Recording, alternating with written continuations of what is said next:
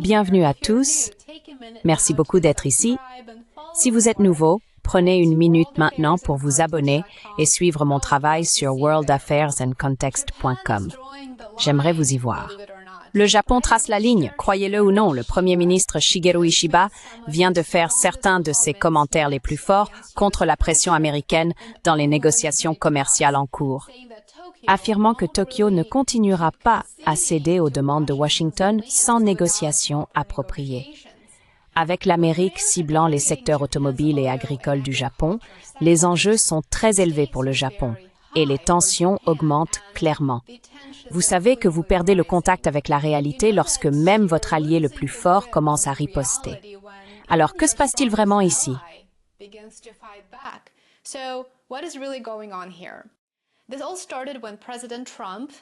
Tout a commencé lorsque le président Trump a effectivement lancé une guerre commerciale mondiale, ciblant les tarifs et l'accès au marché à travers le monde.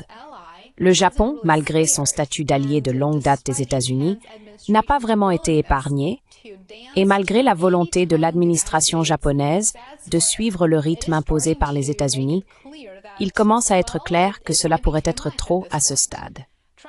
L'administration Trump s'est particulièrement concentrée sur l'industrie automobile japonaise et son secteur agricole légèrement protégé. Le message de Washington a été assez clair. Ouvrez davantage le marché aux produits américains ou faites face à des sanctions. C'est ce que Trump veut que le Japon fasse. Mais le Premier ministre Ishiba ne cède pas.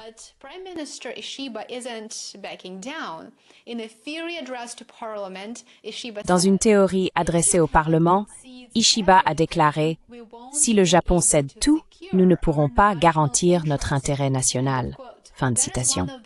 C'est l'une des déclarations les plus fortes faites par le Japon depuis le début des négociations commerciales.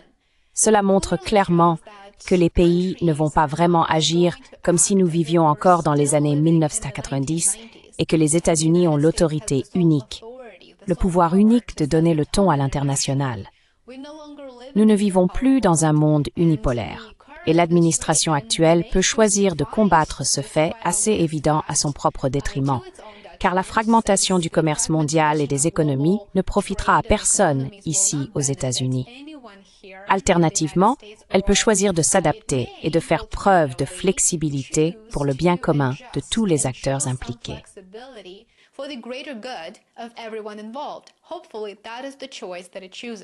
Espérons que c'est le choix qu'il fera. Alors, quelles sont les exigences des États-Unis? Eh bien, elles ne sont pas exactement énoncées, mais il y a quelques grandes questions dont nous sommes au courant. Tout d'abord, les voitures. Trump s'est plaint à plusieurs reprises du manque de véhicules américains sur les routes japonaises. Mais voilà le problème. Le Japon roule à gauche, ce qui signifie que les voitures américaines ne s'adaptent pas très bien. C'est donc juste une question de commodité et du fait que les producteurs américains n'ont pas l'intention de changer le design des voitures pour s'adapter au marché japonais.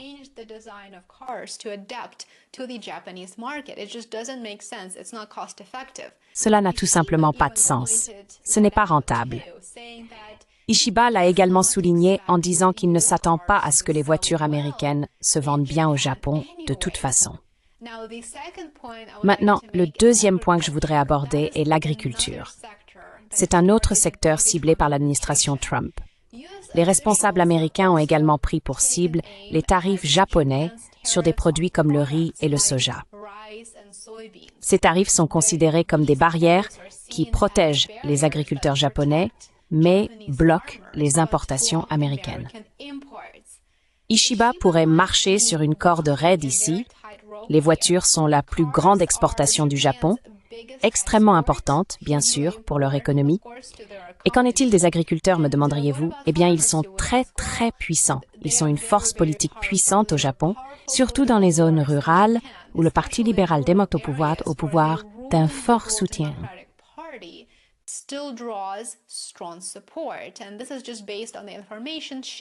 Et cela est simplement basé sur les informations partagées dans le récent article de Bloomberg sur ce sujet précis. Avec une élection nationale prévue en juillet, Ishiba ne peut vraiment pas se permettre de repousser l'un ou l'autre camp. Il ne peut pas se permettre de repousser les agriculteurs, les producteurs nationaux et les fabricants. Et il ne peut vraiment pas se permettre de repousser l'administration Trump. Donc oui, il est dans une position assez difficile en ce moment. Son gouvernement a déjà du mal avec des taux d'approbation bas, d'ailleurs. Un récent sondage montre que seulement 30% soutiennent son cabinet, tandis que 56% désapprouvent en réalité. Il n'est donc pas surprenant qu'il soit très prudent, mais assez affirmé, je dirais, et plus affirmé que ce à quoi nous pourrions nous attendre de la part du Japon, compte tenu de sa relation avec les États-Unis après la Seconde Guerre mondiale.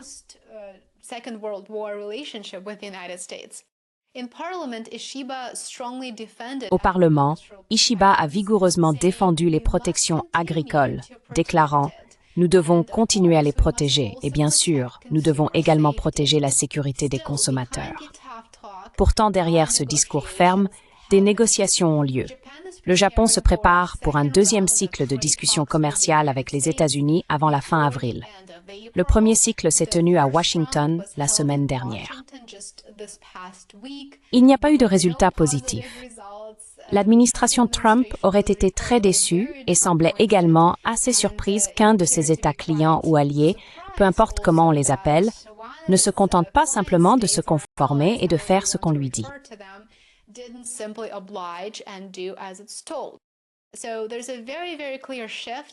Il y a donc un changement très clair dans le pouvoir mondial et les négociations tarifaires entre les États-Unis et le Japon en sont un excellent exemple. Les médias rapportent que le Japon pourrait proposer d'augmenter les importations de riz et de soja américains. Il est également question d'assouplir les normes de sécurité pour les véhicules importés, mais cela reste encore de la spéculation à ce stade. Le Japon souhaite une exemption d'un tarif automobile américain généralisé initialement fixé à 24%, comme vous vous en souvenez peut-être, mais temporairement réduit à 10% pendant 90 jours. Il nous reste environ 70 jours avant l'expiration de l'exemption, donc les deux parties ont encore amplement le temps de négocier. Cependant, si aucun accord n'est conclu, le Japon pourrait faire face à un tarif de 25%, non seulement sur les voitures graves, mais aussi sur l'aluminium.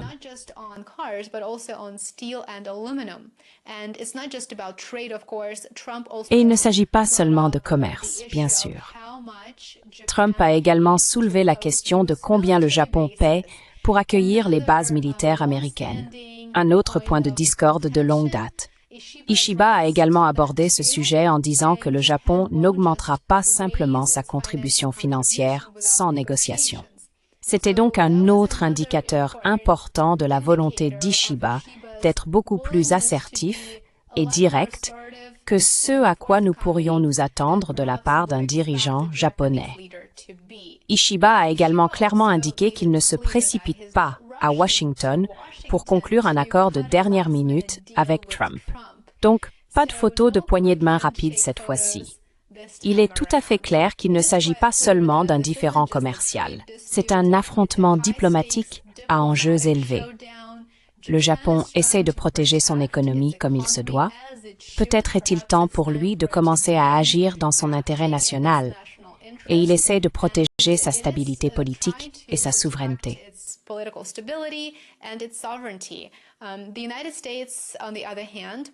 D'un autre côté, les États-Unis veulent un meilleur équilibre commercial et souhaitent obtenir un accès au marché pour les entreprises américaines aux dépens des entreprises japonaises.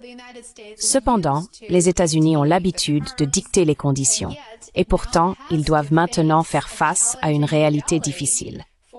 Les pays étrangers ont de plus en plus d'options bien plus attrayantes, même s'ils n'en tirent pas autant de bénéfices financiers. Personne ne veut continuer à faire des affaires avec un tyran indéfiniment sans changer les règles du jeu, ou du moins essayer de remettre le tyran à sa place. Ces règles du commerce mondial ne sont plus fixées uniquement par les États-Unis, comme l'indiquent les négociations entre les États-Unis et le Japon et les commentaires Ishiba. Alors que la date limite d'avril pour le prochain cycle de discussion approche, nous suivrons cela de près.